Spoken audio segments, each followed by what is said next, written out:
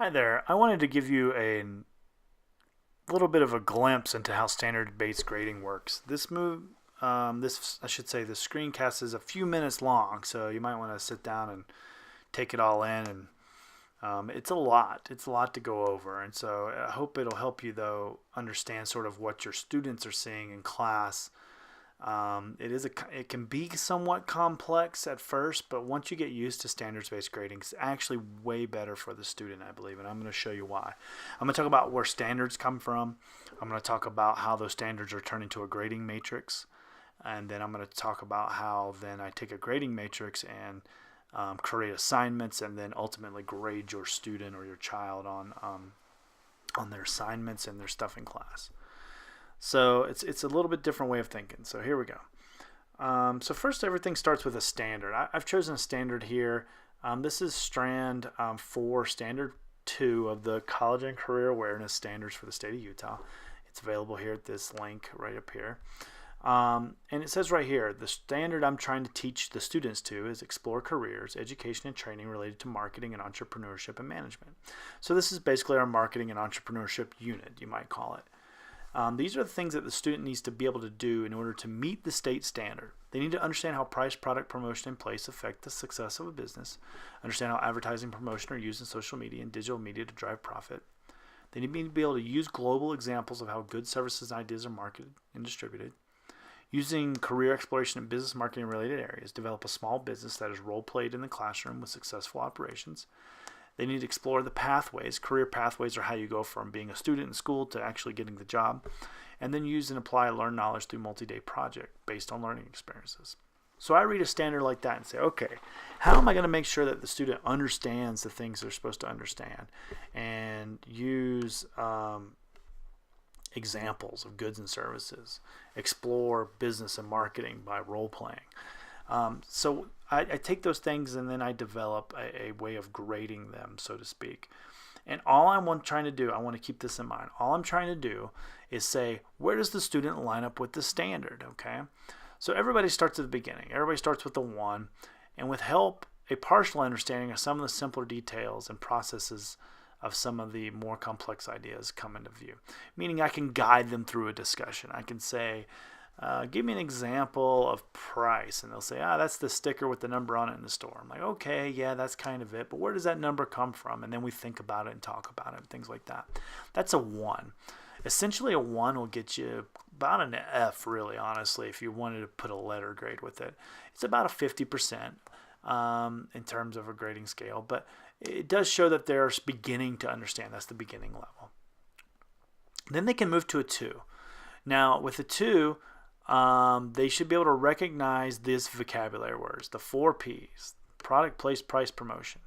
They need to understand the formula to calculate profit, goods, services, and ideas, target. So these are the words they understand. So if your student's getting a 2, between a 1 and a 2, it means that they're past beginning and they're beginning to actually understand the things that we're talking about in class and doing in class.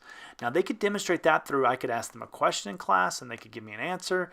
They could fill out a worksheet that has to do with those things. There's lots of different ways to grade it. And that's one thing you're going to like about standards-based grading is there's no one path to getting an A or making sure the student meets the standard.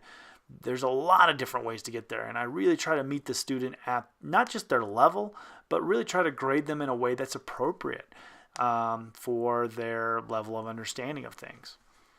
So that's 2. That's like a 75%. That's like a C in that respect. And then the student, finally, if they get a 3, they've explored careers, they understand these things, they've used examples in their projects, they've applied it through a multi-day project. And over here are some examples of how they can meet these standards. If they do these things over here correctly, then the things over here are understood to be understood by the student. So that way, because they can't complete these without understanding these things. So if they do these things, it shows to me, hey, Mr. Marshall, I know I do understand these things at a certain level. Now, could they go out and start their own business? Probably not just yet. We're not quite there yet, but they are. That's not what the standard says. The standard says that they'll be able to understand these things and be able to use examples and do career exploration and apply their knowledge to a project. And so that's all it's saying. That's what the standard says, so that's what I'm grading them on. If they can meet that standard, they can get an A. Now, what about those students who want to move from A to an A plus and really help their GPA out? They can go, they can use original marketing materials. They can make their own commercials and logos. They can really effectively use an elevator pitch effectively in their project. They use more multimedia tools outside of just normal PowerPoints. Like, they really start to think outside the box to say, how can I take my project and really make it something interesting and great? They could also go out and interview people in the field and bring in that interview with them and say, Mr. Marshall, I went and explored this thing a little bit deeper. And then they go from a 3 to a 4. So when you look in Power School, you might see percentages. So I just pulled this out of my grade book. This is not a particular class or anything like that, but you'll notice up here there are assignments up here, and then there's grades. I want you to pay attention to this column right here, these columns right here. So this column here shows grades like 3 and 1s, okay? So 3, that means that student, they understood, they met the standard for the big data project, and so they got a 3. And they got an A, right? They got an A. It says it right there. So the important thing about that is that you'll notice that an A is 75% because it's on a scale of 0 to 4. And 3 out of 4, which is what they got, that's an A. But it's only 75%. You got to ignore the percentages. You got to fight the urge to look at these percentages and worry about them. Power School, believe it or not, doesn't look at percentages when calculating GPA. It looks at the letter grade, okay? So concentrate on the letter grade. It is correct, okay? Now you notice here the student got a 1 out of a 4. They got an F. But that's not the end of the world for that student. In fact, a lot of these students, the project's really not actually due till the end of the week, so I'm waiting to receive some of these. A lot of these will be cleared up by the end of the week. Now, you will notice down here, this student got an A+. They must have done a project above and beyond. There was several ways to do that with the big data projects. There was ways to go read articles about net neutrality and all these issues in Congress about our data and how they're going to sell it and not sell it and all kinds of things. So this student went out and did some extra work, and they got a 4 out of 4. They got an A+, and that's really going to help their GPA out. That's the big crux. That's really where the rubber meets the road when it comes to parents and students talking about their grades. Is what in the world? What you got a 75? That's not okay. But then you're like, nah, I got an A, mom or dad. But and they're telling the truth. The letter grade is really what matters. Now let's say, for instance, so you saw this F here, or you saw this 0 here. And you said, well, what's the deal with this? Why did you get a 0 here? And they're always like, Mom, Dad, I don't know. I have no idea. I have no idea why that is. Well, how you can do this is you can actually go to Canvas, and everything that's in Power School is also in Canvas. There's nothing I'll ever have in Power School that's not in Canvas. So let me show you that here. Let's see. Here it is. So here's some assignments. Okay. And you'll see right here. So every one of these assignments, big data, collecting data, net neutrality, that's right here. So if you're like, well, what is this big data grade? Why does this say big data grade? And by the way, why does that one matter and these don't? Well, if you go click on it, sure enough, it says it's composed of participation in class, submitting this assignment, and any extra credit work. You're like, well, what's that assignment? You click on that, and now you can come in here and read what the assignment was. Now, my view is a little different than a student's view. That is true. However, a student will have a button up here whether or not they've submitted it. If they've submitted it, it'll have a date and time they've submitted it. If it's not submitted, it'll say Submit Assignment button will be there, and it'll say No, nothing submitted. That's probably why they don't have a good grade if it's not submitted. Most times, by the time they get around to submitting it, we've gone over and over and over it in class, they get a good grade on it, assuming they understood the stuff.